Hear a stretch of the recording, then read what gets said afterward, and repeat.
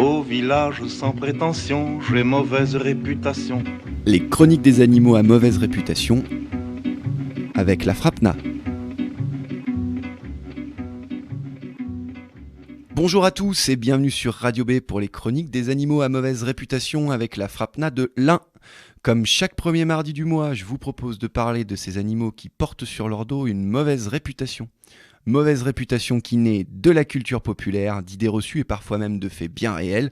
Le but étant donc de rétablir la vérité sur ces animaux et comprendre un peu mieux pourquoi ils sont devenus des êtres craints, pestiférés, voire même maléfiques. Aujourd'hui, nous allons traiter d'un fait d'actualité puisque nous allons parler du loup. En effet, depuis plusieurs mois, les médias ne cessent de diffuser de nombreux reportages sur le retour du loup en France. Alors, de nombreux articles de presse, de nombreux reportages télé avec leur lot de bêtises, il faut bien le dire, et aussi leur lot de débats assez houleux. Avant de commencer à parler de la mauvaise réputation du loup, faisons un petit point historique. Donc le loup est un animal qui était présent sur l'ensemble du territoire français autrefois. C'est d'une pression de chasse très très forte qui l'a fait disparaître. Et donc on peut estimer qu'officiellement, le dernier loup a été tué en Limousin en 1934. C'est en 92, après presque 60 ans d'absence, que les loups sont revenus en France par l'Italie, dans les Alpes. Donc contrairement à ce qu'on peut croire, le loup n'a pas fait l'objet d'un plan de réintroduction, il est revenu naturellement. Alors inutile de vous dire que ce retour s'est fait grâce à une protection totale de l'espèce, et donc depuis 92, le loup tend à reprendre sa place dans l'Hexagone. Alors oui, le loup sera de retour dans notre département et dans bien d'autres d'ici peu. Il a même été aperçu du côté de Saint-Amour il n'y a pas très longtemps. Donc on va voir le loup revenir et c'est normal. J'imagine que ce fait de voir revenir le loup soulève en certains de vous quelques craintes, car le loup ne laisse personne indifférent. C'est un acteur majeur de notre culture populaire qui en a fait un animal diabolique, rivalisant avec le diable et donc un animal à mauvaise réputation.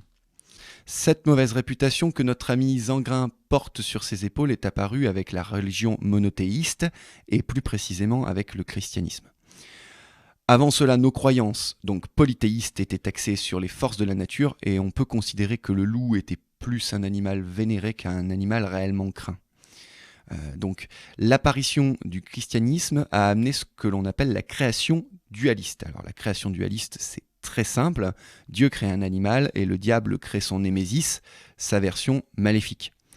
Par exemple, Dieu crée le chien et le diable crée le loup.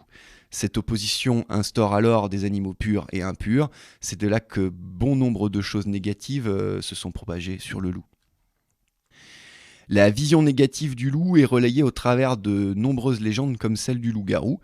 Alors le loup-garou ou le lycanthrope est un homme atteint d'une maladie qui le transforme en loup féroce les soirs de pleine lune. Alors, cette histoire peut faire sourire, mais on a longtemps cru au loup-garou en France. Les histoires d'hommes se transformant en animal sont nombreuses dans notre culture populaire, mais on les considérait autrefois comme des histoires. Le loup-garou, c'est autre chose puisqu'on y croyait vraiment, des gens ont même été jugés pour être des loups-garous. Dans ces légendes, le loup est également le compagnon des sorciers, on parle même dans certaines régions du meneur de loup ou du meneux, qui était donc un sorcier toujours accompagné d'une meute.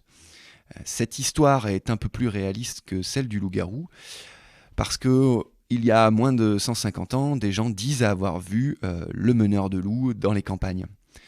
Sans explication ferme et définitive, peut-être que ces meneurs de loups n'étaient autres que des marginaux accompagnés de grands chiens. Le fin mot de l'histoire, nous ne le connaîtrons probablement jamais, et c'est ce qui rend un petit peu cette légende passionnante. Au-delà de cet aspect légendaire et mystique, le loup soulève quelques problèmes et inquiétudes dans sa relation directe avec l'homme. Alors, les attaques de loups sur l'homme sont notamment au centre de ces polémiques. Alors, l'histoire de France relate des décès dus aux attaques de loups. Oui, il y a bien eu des attaques de loups par le passé. Celles-ci sont survenues lors de périodes où nous étions en position de grande faiblesse, avec les guerres, les famines ou encore les maladies. Elles restent cependant entre guillemets peu nombreuses, d'autant plus que l'homme n'assumant pas toujours ses travers les plus noirs a souvent attribué ses propres crimes au loup. C'est très probablement ainsi qu'est né des contes comme celui du Petit Chaperon Rouge, où le loup n'est en réalité pas un loup, mais simplement un homme aux tendances meurtrières, voire cannibales. Cependant, les temps ont bien changé et aujourd'hui le loup reprend sa place d'origine sur le territoire français, mais il n'y a aucun risque d'attaque. Des pays comme le Canada n'ont pas d'attaque alors qu'ils ont un nombre de loups très important sur leur territoire. Le loup reste un animal craintif et sauvage qui, dans notre société actuelle, ne mangera personne, quoi qu'en disent certains médias ou certaines personnes très peu renseignées sur le sujet. Pour terminer cette chronique, nous allons bien entendu parler de la problématique entre le loup et l'élevage. Alors, il est important de comprendre qu'en l'absence du loup, pendant 60 ans, le métier de berger a évolué. Aujourd'hui, le loup revient dans un système agricole qu'il ne l'a pas pris en compte. De fait, il devient un problème. Et aujourd'hui, il n'est clairement pas possible de nier que les attaques de loups sur les troupeaux posent des problèmes aux agriculteurs. Malheureusement, tout ça conduit à beaucoup de conflits, à beaucoup de clivages. Cependant, on pourrait analyser la chose sous cet angle-là, c'est-à-dire que le loup est en réalité le symbole d'un système qui va mal. Le monde de l'agriculture et de l'élevage est en crise et les problématiques que pose le loup ne sont aujourd'hui que l'image d'un système dépassé. Qui pose en réalité le plus de problèmes ? Est-ce que c'est les attaques de loups ou est-ce que ce sont les prix bas que les supermarchés imposent aux agriculteurs ? Je vous laisserai vous faire une réponse. Aujourd'hui, le loup, en tout cas, est un problème qui doit être résolu, mais il a son lot de solutions, avec la protection des troupeaux par les chiens, ou encore même une jeune entreprise est en train de développer un collier à ultrasons pour les moutons. Ce n'est pas les solutions qui manquent. Cependant, le problème loup ne se résoudra pas dans un clivage écologiste-éleveur que les médias essayent de creuser de plus en plus profond, mais il se résoudra bien dans une dynamique de coopération. J'espère que cette chronique vous a permis d'affûter votre regard critique sur le retour du loup en France et que vous allez un petit peu changer d'esprit par rapport à cet animal qui a sa place tout autant que l'homme en France. Je vous remercie d'avoir suivi cette chronique et je vous donne rendez-vous le mois prochain pour une nouvelle émission. En attendant, vous pouvez réécouter cette chronique en podcast sur radio-b.fr. Et comme chaque mois, on se quitte en musique avec MC Solar, avec les loups. Salut à tous et au mois prochain.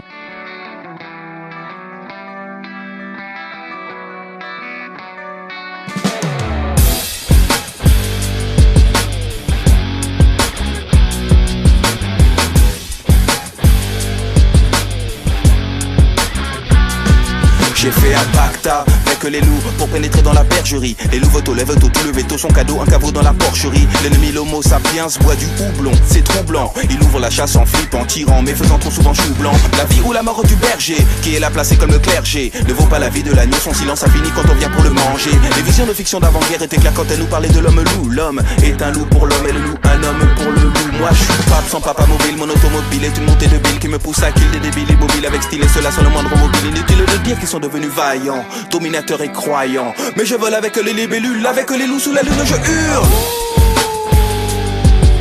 Voilà pourquoi le soir avec les loups je hurle. Voilà pourquoi le soir avec les loups je hurle.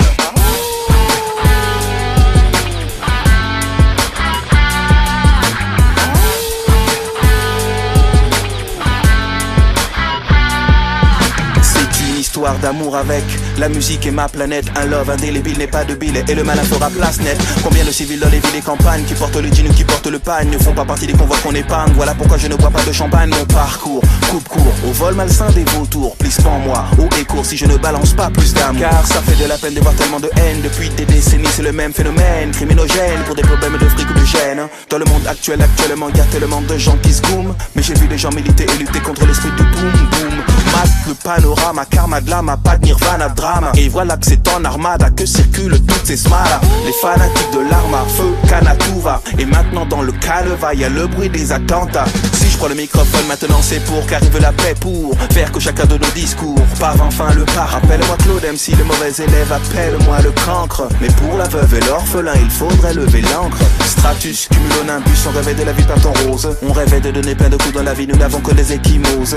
J'ose te le dire, je veux pas que mon monde brûle. Voilà pourquoi le soir sous la lune avec les loups je hurle.